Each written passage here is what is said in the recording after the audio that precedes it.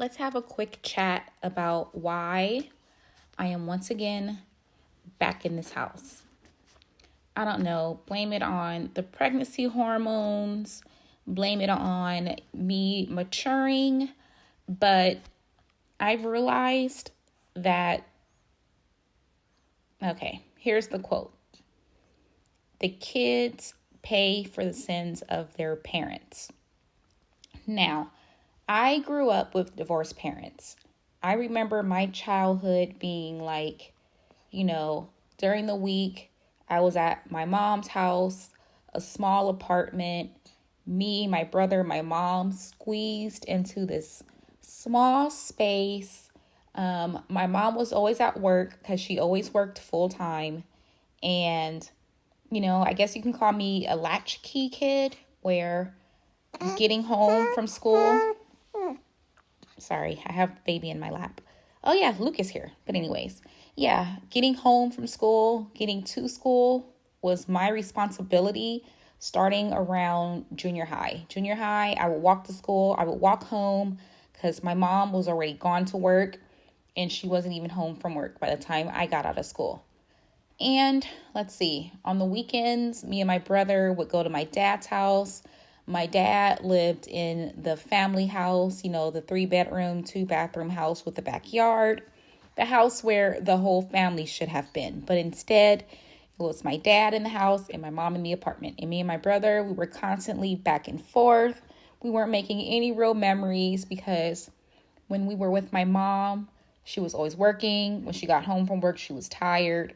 The weekends were her time to rest. And my dad, he didn't have, the drive to do anything with me and my brother. So we would spend the weekend just in the house. We never did anything. When I look back at my childhood memories, they always involved the time when my parents were together. Like when they were together, we would all go to the beach as a family. We went to the mountains when it snowed. We would do family things. We would go to theme parks. But this was only when my parents were together. It was never when it was two different households.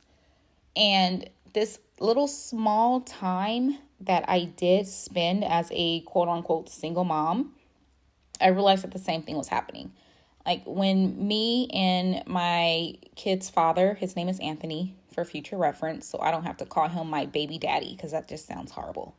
But when me and Anthony are together, the kids get to go out and have memories made. We get to go ride the train and go to the park and go to the beach and do all these fun things that I would not be able to do with them if it was just me. I don't want that for them. I want them to have as many adventurous memories as possible growing up. So I have decided to suck it up. This is the man that I decided to procreate with. So I need to make it work for the sake of my family.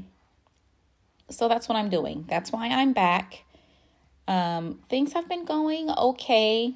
Luckily, this house does have a guest suite, which you guys will see later in the video. And you guys will also see why I have that man living over there, because he lives like a man. He's dirty. He doesn't pick up after himself. For me, clutter affects my mental health. Like I get anxiety when I see stuff all over the floor. I can't stop thinking about it. It makes me get into a bad mood.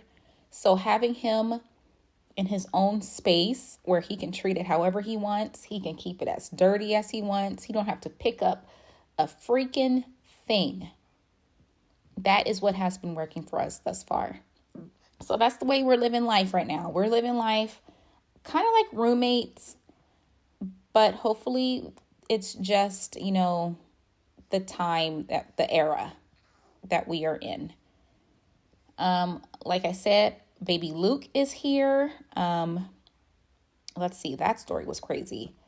So I was due to get a C-section on June 3rd. That was a Tuesday, right? On Friday, May 31st was Friday. I'm laying in bed I got Leo and Mila in bed with me because I'm like, you know what? These are my last days as a mom of two.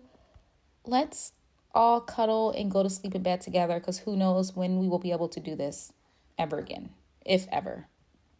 So I have Mila and Leo in bed with me, and I start getting contractions, and they start getting really bad. Like, they're painful.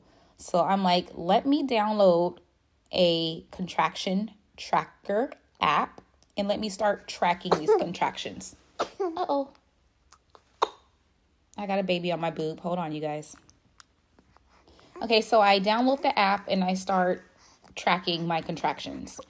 And before you know it, this app is telling me, okay, it's time to get your hospital bag ready.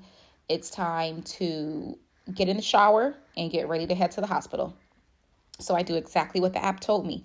I did not even have my hospital bag packed because by the time you get to baby number 3, you realize you don't really need to take anything with you to the hospital. Like with Leo, my first, I had so much crap with me. It's ridiculous. Like, you would have thought I was going on vacation. This time, I packed some diapers. I packed Luke a couple of outfits. I packed myself, postpartum diapers, a nightgown, and that was it. Like, easy breezy. So I get everything ready. I hop in the shower. I get out of the shower. I'm getting dressed in my bedroom with my white carpet, and what happens? A bunch of blood just comes gushing out. And I'm like, oh, this couldn't happen in the shower, right? It has to wait to happen when I'm on my white carpet. Okay, great. So I'm freaking out because it was a lot of blood. And I'm like, this isn't, the bloody show. This isn't a mucus plug. Like, this is something else. So I tell Anthony, all right, we got to get to the hospital. Luckily, my mom had come into town and she was staying at my apartment. So I message her and I'm like, I need you here right now to watch the kids. I'm bleeding. I'm having contractions. Like, I got to get to the hospital now. My apartment is 10 minutes away from the house. So she got here. We rushed to the hospital. They hook me up. They start monitoring my contractions. And I'm still bleeding. And the nurse said that it was a good amount of blood. So that was not a good thing. Contractions start getting closer and closer together. Before you know it, they're like, okay, we're going to rush you down to the operating room right now. Like, there's no time to wait. I'm having contractions. I can barely even get out of the bed to get into the wheelchair to get down to the operating room. But the nurse is like, suck it up. This baby is coming down. Like, we have to get you down there. We got to get this epidural in you. And we got to get this C-section going now. Otherwise, you're going to have this baby right here on this table. So we literally rush down to the operating room. They sit me down. They immediately get started on the epidural. I'm literally having contractions as they're poking me in my spine. It was the worst experience of my life. I have never felt pain like that. Like with the other two kids, with Leo and Mila, they were C-sections. They were planned C-sections. So I didn't get to go into labor. Like, I had the epidural and had them cut out long before I even started feeling any contractions, like anything. Nothing ever happened with them. It was so easy breezy. But with this one, Mr. Luke, he made sure I felt everything. He wanted to make sure my last baby, I got to experience what it felt like to be a woman in labor. And let me tell you, I really want to give Mila a sister. I was kind of wanting a fourth baby, but after that experience, I'm like, no, thank you. No, thank you. I'm good. So yeah, that's how baby Luke arrived into the world on June 1st, a couple of days earlier than expected. But he's here. Everyone's healthy. He is now, at the time of this voiceover, he is 3 weeks old, almost 4 weeks. He'll be 4 weeks old tomorrow, actually.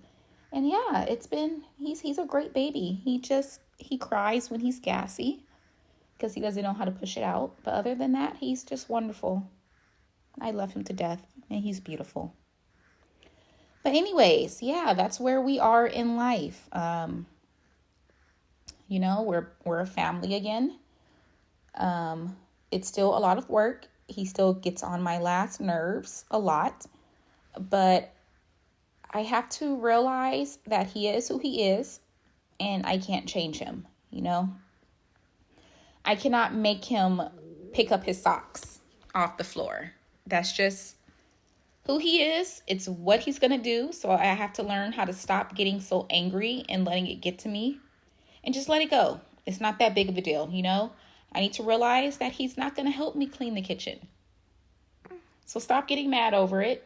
Stop letting it affect your mental health. Just get over it, move on, and clean the kitchen yourself. Pick up the dirty socks yourself. You know, you've got to learn how to pick your battles. And I am grumpy with him a lot. And that has to do a lot with the fact that I am so overwhelmed and overstimulated with these kids, especially the two older ones. Like, they are in a phase. Mila never stops talking, and Leo never listens. So that, on top of being sleep deprived, and it's just a lot on my plate, and I take it out on Anthony, and I'm realizing that, and I'm working on it, and we're going to get there slowly but surely. But the important thing is that I have not given up on my family. I am not going to be another statistic. I am not going to be a single mom. You know, I'm trying to give my kids the best possible outcome in life, and doing it as a single mom, it's not smart. It's not smart. I cannot let my immaturity and my emotions and my, belief that if I have to do this all on my own, I might as well literally do it on my own as a single mom. That's not a smart idea, because even though I have a lot on my plate, it is beneficial for me to have Anthony under the same roof with me, with the kids. It's beneficial for the kids. It's beneficial for me. It's beneficial for everyone. So, yes, that's enough of me ranting. I have to get up and get stuff done. The kids are at preschool right now for another hour and a half. So, so let me get up and be productive. Just wanted to update you guys on what is going on. And enjoy the rest of the video. And I'll see you guys in the next one very soon. Bye.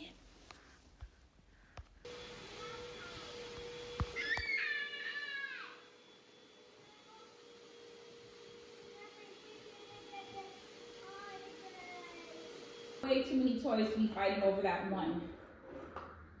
Leo, what did I tell you? You have so many trucks, Leo. Let Sissy have her bus, please. Yes. It's pink. It's for girls. No. Mine.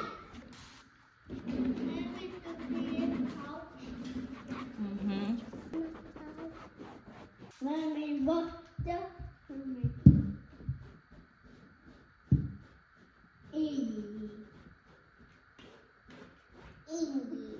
Okay, you guys go to the playroom. I'll meet you in there.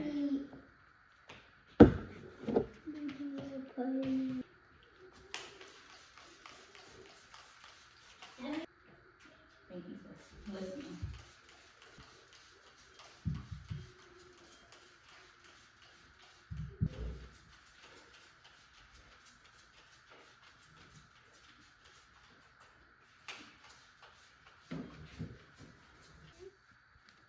What are we playing? Oh, Houses. we're playing houses. Yeah. That one. With this one, Yeah.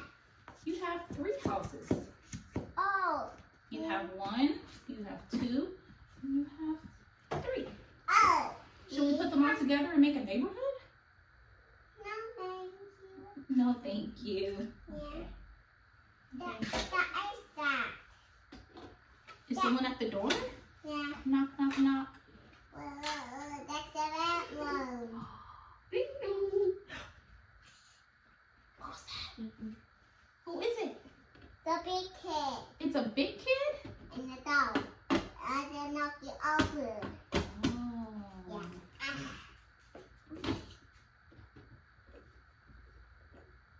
There we go. Oh. What are they waiting Not that kid? Yeah. I'll be part of first. Only Paw Patrols. Okay. Someone at the door, Leo? The what? Who's at the door? Knock, knock, knock. Who is it? Who is it? It's Marshall! Or it's Rubble.